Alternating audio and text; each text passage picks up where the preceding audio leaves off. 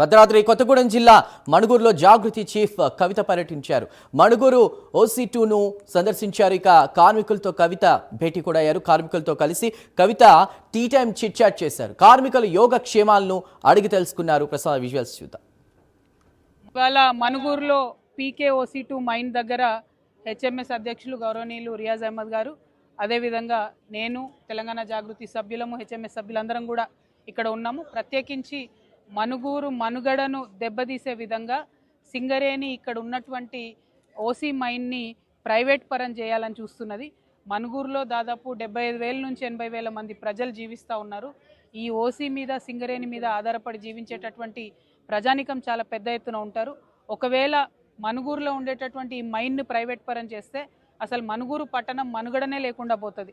చాలా దారుణంగా, అమానవీయంగా ఇక్కడ CND గారు వచ్చి మరి మణుగూరు లైఫ్ ఇంకొక 3 ఏళ్ళే ఉంది, 2030లో మొత్తం మైన్ క్లోజ్ చేస్తామని చెప్పి వెళ్ళడం జరిగింది. దానివల్ల మణుగూరు పట్టణంలో కూడా అనేకమైనటువంటి ఇబ్బందులు ప్రజలు ఎదుర్కొంటున్నటువంటి పరిస్థితి ఉంది. ఇంకొక పక్క భద్రాచలం థర్మల్ పవర్ స్టేషన్ అని పెట్టారు. దాని మీద 1000 మందికి ఎక్కువ జీవించేటటువంటి పరిస్థితి లేదు.